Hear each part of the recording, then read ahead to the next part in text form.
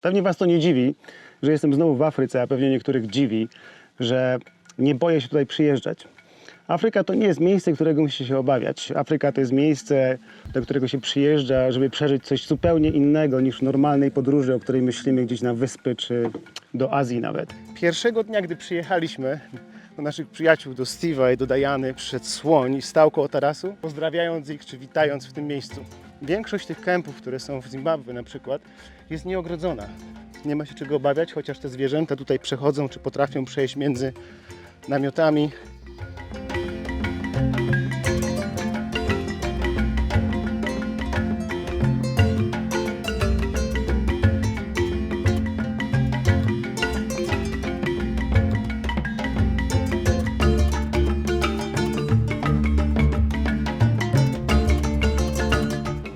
Słuchajcie, dzień w Afryce może być podobny jeden do drugiego. Zaczynamy bardzo wcześnie, wschód słońca, zaczynamy jakąś szybką kawą albo śniadaniem, a potem jedziemy na game drive. Wsiadamy do samochodu safari i jedziemy oglądać zwierzęta.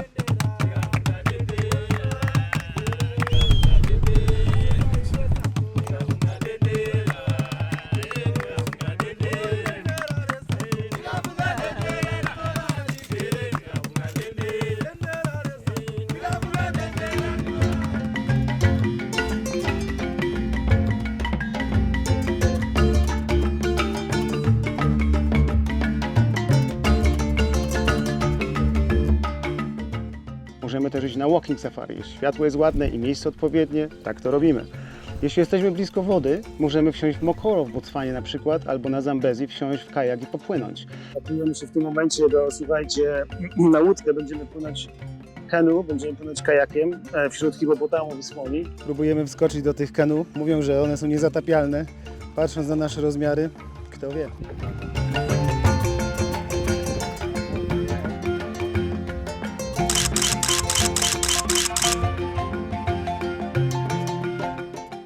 Tych aktywności jest sporo w zależności od miejsca. Są to rzeczy, których zwykle w domu nie doznacie.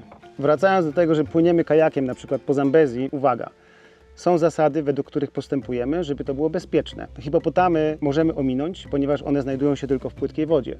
Krokodyle nie są zagrożeniem, jeśli jesteśmy od nich daleko, a przewodnicy, którzy z nami płyną, wiedzą, co robią. Mają też różne metody na to, żeby nie tyle odstraszyć, co poinformować na przykład hipopotamy o tym, że się zbliżamy. Bo jak wiecie, hipopotam idzie pod wodę na 5-6 minut.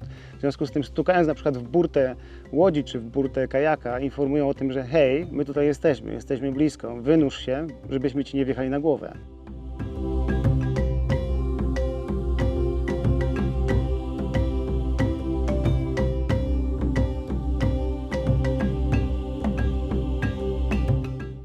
To, czego pewnie najbardziej się obawiacie w Afryce, to to, żeby wysiąść z samochodu i po prostu pójść na walking safari.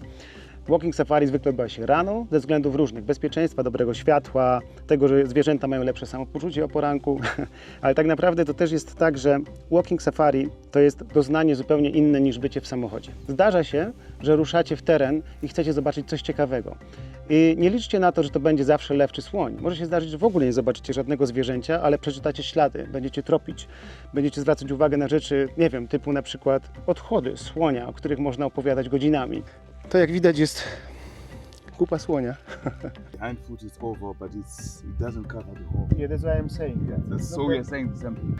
Have a look. This is an elephant, old one, dry elephant poo. What's inside? So inside you have lots of different organic material. It's like not 100%. Yes.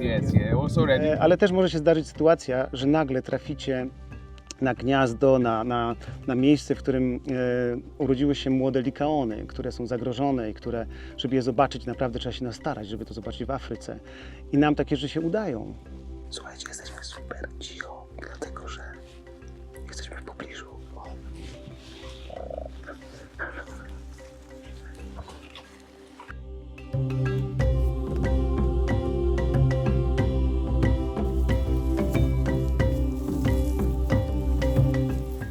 Okay guys, hello, good morning.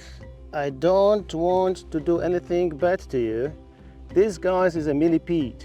W wielu wypadkach osoby, które jadą do Afryki, myślą głównie o Egipcie i myślą tak, pojadę do Egiptu, dopadnie mnie zemsta faraona. W Afryce, w tych miejscach, o których rozmawiamy teraz, będziecie zaskoczeni jakością kuchni. Szefowie kuchni uczą się naprawdę, jak gotować i dostaniecie przepyszne dania. Niektórzy nawet mówią, że po safari jest was więcej. W związku z tym nie bójcie się tego, że kuchnia zaskoczy was negatywnie. Zjecie rzeczy, których nawet czasami w domu nie jadacie.